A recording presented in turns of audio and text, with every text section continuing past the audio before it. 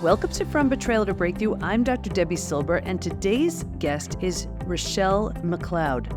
Rachelle is a mental health therapist and emotional wellness expert. Through years of successfully helping clients move their anxiety, depression, and trauma disorders into remission, she has developed a program that empowers people to skillfully get rid of symptoms and heal. She is also the facilitator of the Facebook group called Releasing the Baggage of Anxiety, Depression, and Traumatic Stress, where she delivers free trainings on leading interventions that work well for getting rid of symptoms, not just coping or managing them. Her mission is to empower people to do their own healing work effectively, safely, and skillfully. So if you didn't get a chance to listen to my old episode with Rachelle McCloud, no worries, because I'm bringing her back. We're talking about what's missing in traditional therapy and how a few practices, which she'll be sharing, can release decades of trauma simply, effectively, and efficiently.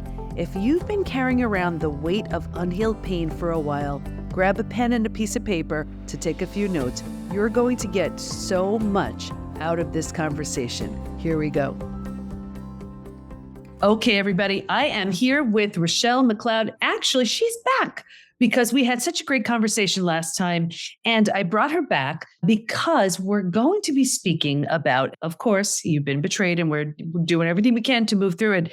But before I hit record, we were talking about kind of like timelines. Like, what's a timeline of moving through it? What happens physically, mentally, and emotionally? All of that. So I brought Rachelle on so she could help us with that. So welcome. Thank you. Thank you for having me. Yeah. So as we were talking, but before, I hit record, we were bringing up the topic of timelines. And first of all, let's talk about the mind-body connection, because that's just a huge part of our healing. Can we start there?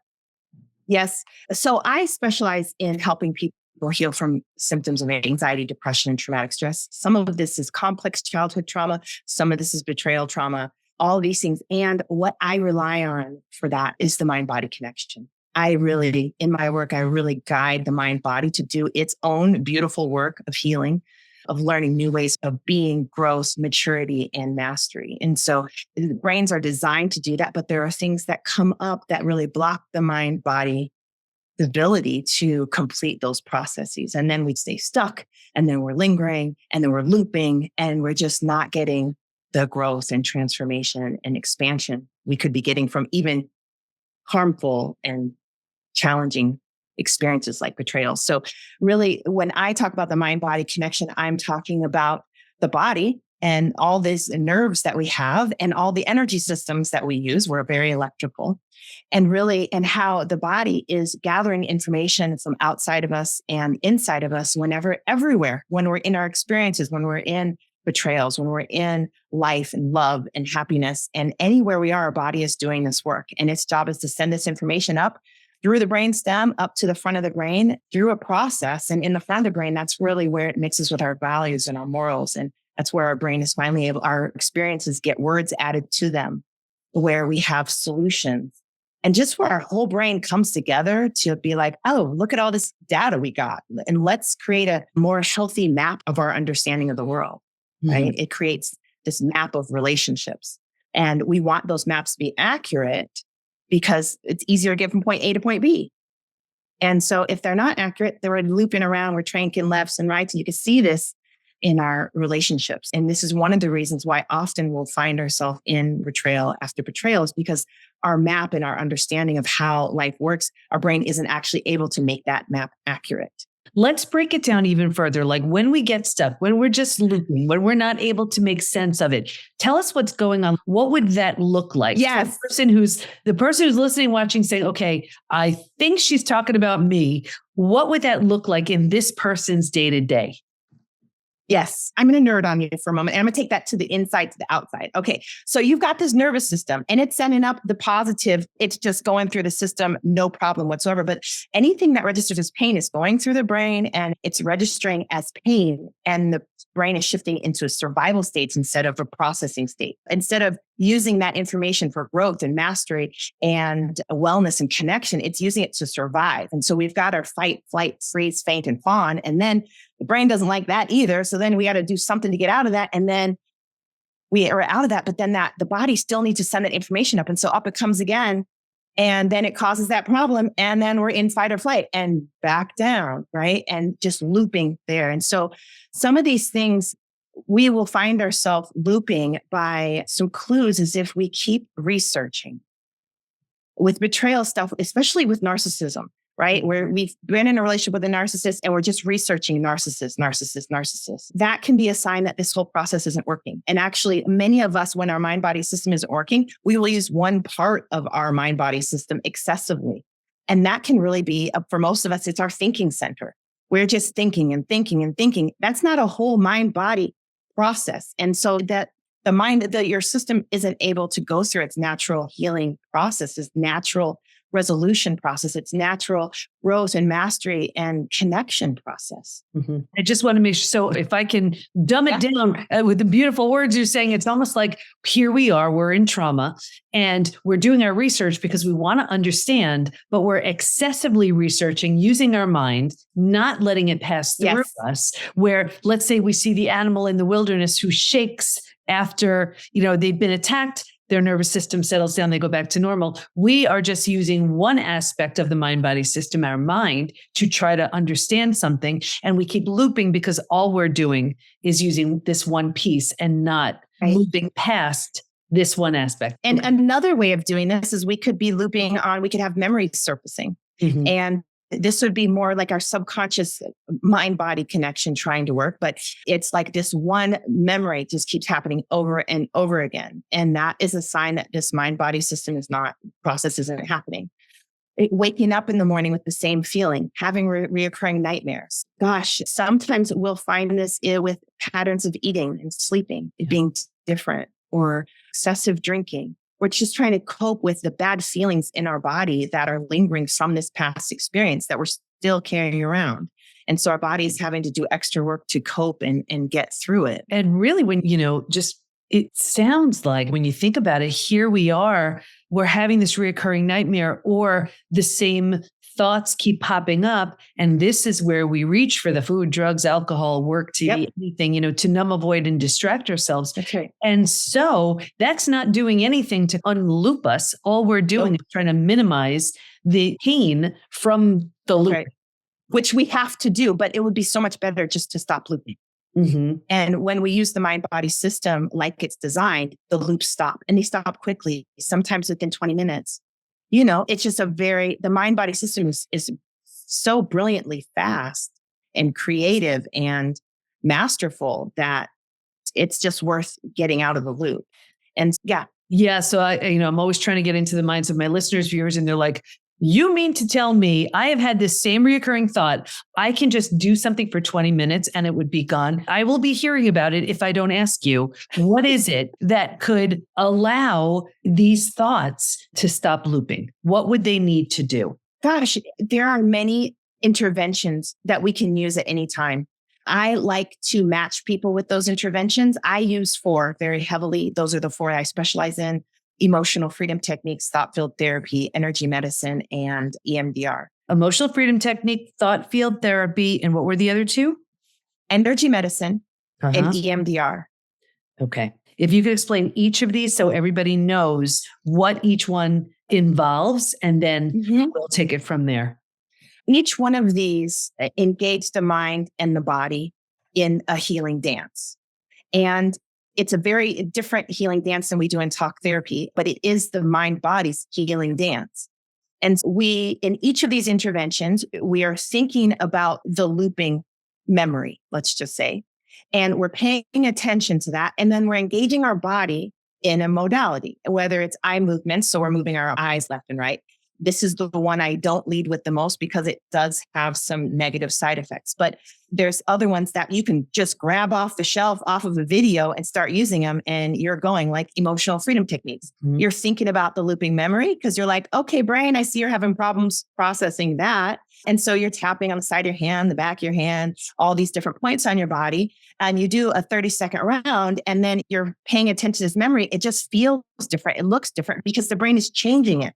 It is not being kept in its same form. Brains change things. Beautiful. And with EFT, also known as tapping, everybody, what you also want to do give yourself a number, like on a scale of 0 to 10. 0, Yes. it's bothering you at all. 10, it's so extreme. This way you could see, you could measure for yourself what 1 round of tapping or 2 rounds or 3 rounds of tapping can really do for you, because you can find, and I know it sounds crazy, but you may give yourself a number, let's say 8 or 9, with the amount of emotional pain you're in about this experience. And you do a round of tapping that may make no sense to you, and it doesn't even matter. And then check back, and it could be like a level 5. It could be a level 3. That's right. And can you explain what's happening with tapping for those who aren't familiar? Yeah. With tapping, we're actually talking to a very specific part of the brain. That part of the brain does not use words. It doesn't care. It's not a wording center. That part of the brain is not a reasoning center, a logic center. You can rationalize as much as you want. This brain will not involve itself in the healing process. If you do not, it will only stay involved with the survival process. So that's really the part of the brain that we're trying to, hey, come on, get on board with the healing process. And so we're talking to it in its native language. The only thing it cares about is our body and keeping our body alive. And so all of a sudden you're doing this tapping thing, and your brain that part of the brain is able to say, whoa, hold up. I think we're getting messages of safety. It's safe enough to be part of the healing process. And so let's go ahead and do that. And it shifts instantly. I have people do this a lot because we need that part of the brain engaged. And if there's a lot of pain moving through our system, like what happens with rejection, abandonment, betrayal, it's so painful. And because there's pain, so much pain moving, we want to keep that part of the brain engaged in the healing process instead of running out into the survival process. So we're tapping quite a bit. In the beginning, when I'm matching people with interventions, I will have them use the number scale because we need them to feel it. I want them to experience this. I want them to see what their brain can do for them. But because we have so much work to do, we really throw that out and just get to tapping and get that pain processed and converted into our next levels of wellness. I love that we're going through tapping, and we're going to go through the other modalities as well. What I love also about tapping is it's very forgiving. You are hitting on these energetic points, portals, right? It's almost like the easiest way for those who aren't familiar, it's almost like acupuncture without the needles. The idea is acupressure, on these certain points. But what's also good is you don't need an appointment. You could just, you can do this on your own. It doesn't take a long time, and you don't have to understand it. Now, what I find people get concerned about with tapping is bringing up the issue to tap on. They're like, wait a second, but am I making it a bigger deal if I tap on it? Can you talk about that? Yes. Brains make health out of the positive, pleasurable aspects of our life and the negative, painful aspects of our life. There is no way around that. And so we want both of the brain to bring all that together and integrate it and learn, right? So we know this because we walk around and we learn about gravity. That this pen is going to fall on my desk. The brain has integrated that's a thing. It knows it. And so there's some of these negative things we just think, oh no, I'm just going to push that down, push it away. And then your brain brings it back up because it knows it's like, I don't get this processed. And so I can understand how the world works. And then you keep pushing it down on me. And then now you're at war with how your body works. Yeah. And that process, being at war with yourself, is like that whole divided we fall, is just not okay. When you think about bringing this memory up, spending 20 minutes on it, and it's finished and resolved and your brain gets smarter because of it, or let's suppress it for 20 years, have to cope with it for 20 years, have it affect our relationships. And we're still afraid of the same thing because our brain can't figure it out and no, that thing that we're afraid of is very specific. That's problematic. That's where the suffering comes from. And we're used to things not solving. So it's hard to trust, okay, you mean we're going to do this? And at this point, I'm like, let's give it a try, and just give me 5 minutes and let's see what happens. Yeah. And it's the first thing I ever used this on was insomnia, massive insomnia. I used it for a minute and I was out. Just knocked out, sleeping well. And I can tell you, after doing with hundreds of people, childhood sexual abuse, being raised by mentally ill parents, car accident, all these things, and they heal. Yeah. And my job is to help them process, I'm like emotional pain midwifery over here. We're just going to guide this painful thing through your brain's natural healing and resolution process and watch the amazing things your brain does with it. For instance, If you take terror and fear and you guide that through the brain's healing process, you make sure it gets processed, your brain makes courage, boldness, hope, and new beginnings out of that. Right. And then you're like, oh, maybe this fear is here for something. Or look, I'm about to get really courageous. And that's what we're learning about ourselves when we're no longer afraid of holding these painful energies. Yeah. And we're so used to pushing it down and pushing it away. And it's a gross example, everybody, but it's almost like you have to throw up. Just throw up already, because you're going to feel so much better when you do, if you're walking around sick. Okay. I want to stop on that for a second, because that's what we have, these experiences, and we just want them to go away, which would be fabulous. But that's not how it works. We have eaten the experience. It is in our stomachs now, and we need it to digest and go through and come out the other end. It is not something that is going to unhappen. We're not going to have unexperienced those things. We need to finish and complete the process with them so we can move on. Yeah. And it's really true. When you think about it, it's so interesting to me how, when people take the post-betrayal syndrome quiz, 45% of everyone betrayed has a gut issue. So clearly the stress is affecting the gut, but think about what the gut does. It absorbs, digests, and processes. Yeah. Isn't exactly what you're talking about. These are deep, painful emotions and experiences that need to be absorbed, digest, and processed. It sounds like they need to move along the process. Yeah. They're not supposed to hang out in the stomach. Yeah. But that's what happens with these experiences that we can't get processed. It's just, if we were to eat food, we would have problems. We would see problems. We would feel problems if it wasn't going to leave the stomach. And then we're vomiting up all these beliefs and ideas and feelings all over people and our experiences and our life. And that's not the proper use of these experiences, and brains are really wildly, I don't even understand just the whole thing, how this is, but it's like even some of the worst traumas that should have never occurred on the earth. And I say that when people heal from this, the way they grow from it, they're not broken and damaged and bad forever and never can trust it. Their brain just takes this thing and makes a beautiful way of being in the world that I couldn't tell them to create. And you see it. The people who've been through the most, who've done the work to heal from it, are the most beautifully, these are the most dynamic, joyful, resourceful, confident people you'll ever meet in your life. Empathetic. Yes, exactly. Which empathy is a high-end brain product. Your brain has to go through so many steps to make that. And I promise, I think this is the most unifying force in our lives. And that's why it's so important for us to go through this process, which takes some empathy with ourselves to be able to look at, hey, that was a really painful experience.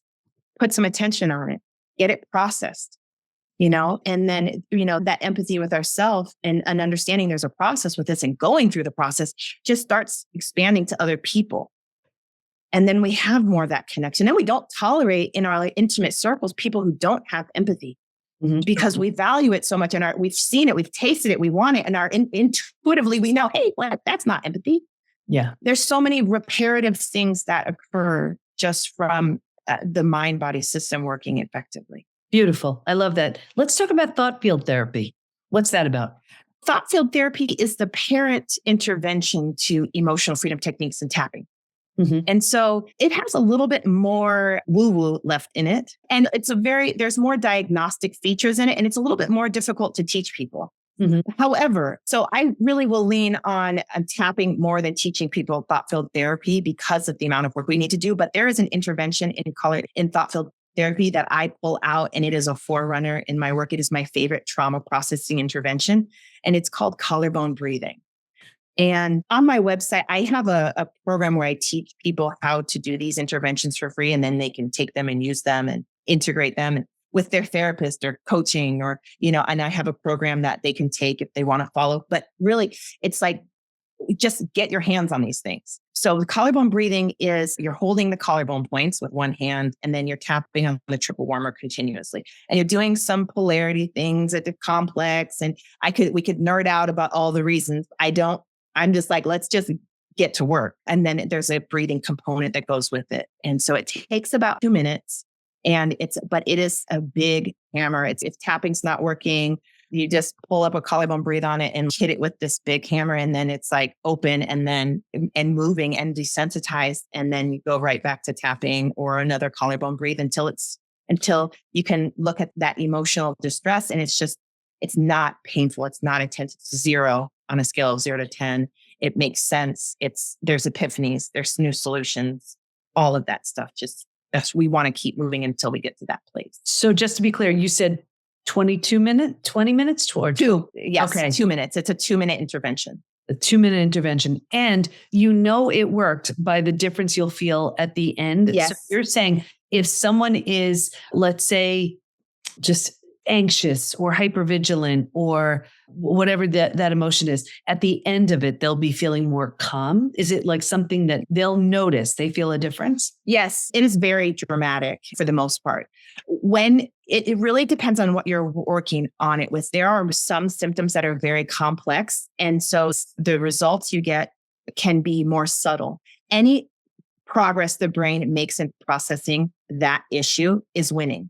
And so there's sometimes when people are using an intervention and they can't necessarily feel the dramatic relief because the situation is so complex. So there's a couple of other things you can look for to know if an intervention is working. And I explain all of that in that free program that I have. But you can notice that the body is less intense, like that. Maybe there was tightness in your chest and now it's loose. Maybe your stomach was nauseous and now you're not finding that nausea. Maybe was a headache that came on as you're thinking about that and the headache is gone or reduced.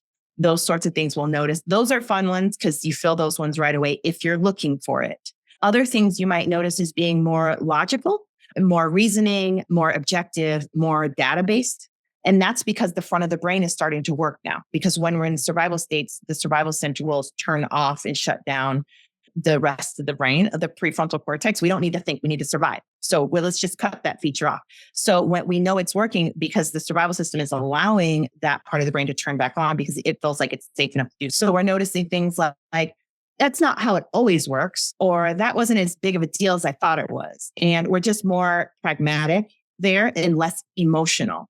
And being less emotional and less emotional reasoning isn't a bad thing. It just means that it's early in the processing process. It's just how it works. And then we'll notice solutions starting. So if you're doing some tapping and it feels heavy, but you can notice, oh, well, I could try this and I could try that. That means it's working. And those solutions probably aren't very fabulous yet because there's more of that stuff that needs to process and move through. But that's a great sign that things are moving. We'll also notice epiphanies. We'll notice seeing things from multiple perspectives or bigger perspectives.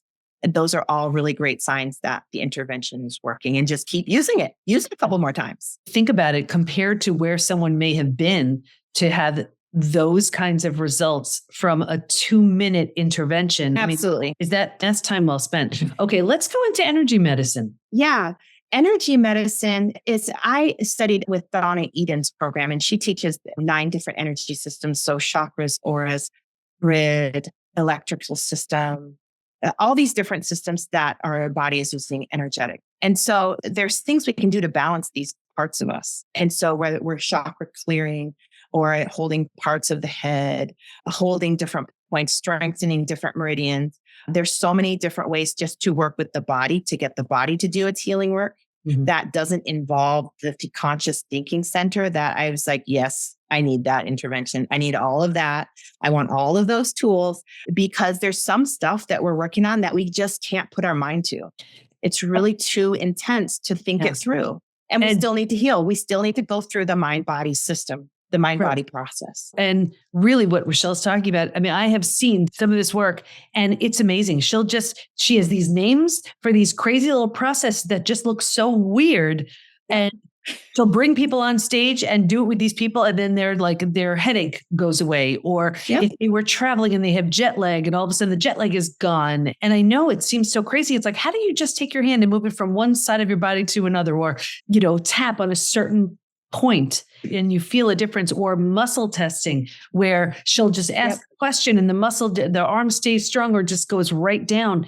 And even though we don't understand it, the body knows. The body knows all this stuff. So it's really incredible. Is there a modality that you have within energy medicine or tool? Well, a lot of my work is to empower people to do their own healing work or to guide them through their healing work. So my favorite ones when I'm in the role of trainer, because I'm training people to work with their mind-body system and to really build advanced skills. so that they can take care of themselves for the rest of their life. And your therapist is going to show up in your shower when you're having a panic attack. And if they do, then there's a problem, So but I want people to be skilled with that themselves. When I'm working as a healing artist, gosh, I love to just be in the stuff. I really love energy medicine. I can't tell you how many things I've had clients with issues that they just don't know what's going on. And it's look at their body to tell us exactly what it is, resolve it. And it's just powerful. And not just energy medicine, also thought field therapy has muscle testing in it as well. Mm-hmm. And so does acupuncture, and so does chiropractic.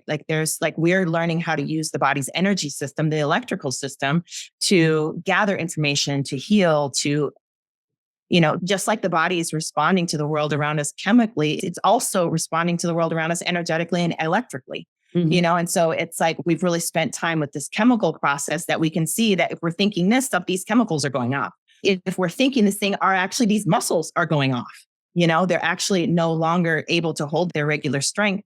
And now they're weakening for 1 to 2 seconds. And you can tune into that and test the muscle strength while people are thinking about different things and see where the system is struggling. And then you provide some support and it's off and running. And it's like, okay, I've got this. Let me go heal things. And it's like, yeah, let's go. Our body is designed to heal. And all we're doing is providing it the support it needs. And bodies do need support. That's part of our design. And I hope everybody watching, listening is realizing that you may be hitting this from the mental and emotional level. There are so many other areas where trauma, where issues get stuck. Yes. And it's, here it is in the tissues, in the body, and it all needs to be released. And there are many, ways to do it. And I love how we're going over a few of these. Let's talk about EMDR. Now, some people love it. It's great. Some people don't like it at all. This is the kind of thing most people go see a practitioner to do this with. But tell us a little bit about EMDR. EMDR is the most popular trauma intervention in America. And I think that's possibly because it's the least woo-woo, like you're not tapping on these points, but also it was funded first and research came out. This intervention, I really love it for multiple things, but it really is not for everybody. And there's reasons why. It's like with all the other interventions, you get a lot of control and you can keep control. Like you can say, hey, brain, let's go work on this. Hey, brain, let's go work on that. And you really can pace and control the work, which is really wonderful for people that have massive amounts of trauma or a few or many very intense traumas. Mm-hmm. Those ones you want to be controlled about because you don't want to flood the system with stuff that it can't process yet. EMDR is sitting in the front seat, you letting your brain get in the driver's seat and you sitting in the back seat and buckling up. And it's like those eye movements, it's like you're getting your processor up and running because this is what we're doing when we're sleeping. We're doing rapid eye movement already when we're sleeping. And so our brain is like, woo, our processors are on. Let's go do our healing work. And it just starts driving off and you're in a good place. But then it starts really is like, oh, this place I wanted to go that I've been wanting to go. And here you are. And the same thing that happens in nightmares, it's just explosively not good. Mm-hmm. And you're not really prepared for that. Some people love that. They are equipped. They are like, I want to go swim in all of the distress if there's going to be any, because EMDR is not always very distressing. Sometimes it's very smooth and very easy, but there are people that if they get in a tough spot, they're like, yes, let's go. And they're having a blast. They're in there with their seatbelt on in the back seat, with their hand out the window of the car and their brain is like going all the places. And so it's really healing for that. And we're utilizing one of the natural ways brains heal while you're awake and under a controlled environment. And so you can get a lot of work done. Yeah. So it's really, that's EMDR seems like for the control freak, not the best modality, just because you don't know how much is going to come up and were you ready for all of that? For the person who is not having control, this may be a way, hey, just get it all up and out and deal with it. So yeah, it's finding that fit. And if you are a control freak, there's a reason that is right. And that you need to respect that reason, that your brain is doing the best it can. And it thinks that there are some dangerous things in there that we need to be really controlled about. And I believe it. Mm-hmm. And even if that is the case, there's still so many ways to heal and to support that brain's process in a gentle path of healing that it feels, And so please, if you find that you are too much of a control freak to do EMDR, that's right and good. There is no shame in that whatsoever. You got to find the right paths for you. And there are many other interventions and paths. And it's really true because, it's different for everybody. And how do we know the importance of releasing the trauma, but to what extent do we want to release it? And maybe you try some of the other modalities and just see what it feels like to release a little bit at a time. And maybe that gives you enough of a comfort level to say, you know what, I could go with a little bit more or not. I think that the whole idea is there's no right or wrong to this. You just get do the work to release all this trauma in a different way. Is there a certain type of profile, a personality profile, where one, like we said, the control freaks may not want EMDR, where one modality may be better than another, or a type of where one modality may be better than another? I hate to be like this, but number one, I don't think that's the case. Mm-hmm. I think it's really when you experience, I always want to work with somebody because we can talk till the cows come home and they can say anything they want to say, but that might be the front of their brain talking and their subconscious mind is like, oh no, or their body, they're saying all the things, but their body is leaning back. Yeah. Or you can see the color leave their face and they're brave pushing on. We are not pushing here. We are not, the healing work does not need to be painful or pushing. And I really want to take away a correlation with the amount of pain you feel is the amount of progress you're making. That is not true. Pain actually slows down the healing process. That's why we're in this in the first place, because something painful happened and it's taking forever to get through the healing process. Yeah. And so there are lots of strategies we can use to really reduce pain levels and get a lot of work done. That's really important. So, yeah, I'm glad you said that. Yeah. This is not a no pain, no gain kind of thing. This is a very... Not at all. Okay. What do you want to make sure everyone knows as we wrap up? I really want people to experience. It's not that I want somebody to know anything.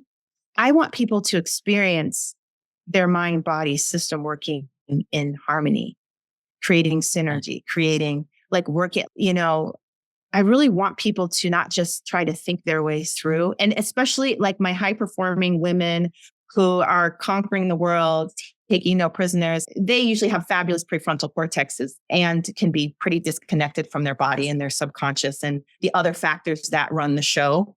Mm-hmm. And I love for them to learn just how beautiful and easy it is to do this pain work that we tend to avoid as high performers. Even I think with people with depression, I think that just learning, wow, my system can resolve that and I just feel lighter. Either way, it's just that we don't have to be afraid of this pain. Yeah, I love that. And it's really true. I'm picturing that high performing woman or man who they're so used to using one tool for the job. And it's like you've done every home improvement with a hammer. It's just different. Beautiful. Where do we go to learn more about you and the great work you do? On my website, RachelMcCloud.com or Rachelle McCloud. It's spelled, I have all the L's and the E's in there. So it's RachelEmCloud.com. And yeah, you can find me there. Beautiful. Thank you again. We will link this to your other episode as well. Another great one. Thank you so much for sharing amazing modalities that people can try to get the issues out of the tissues. Thanks so much, Rachelle. Yes, thank you. Rachelle explains so beautifully how all of that looping we do, where we keep going over the same thoughts, those memories keep resurfacing, we're having recurring nightmares and more, are all there because that trauma is stuck.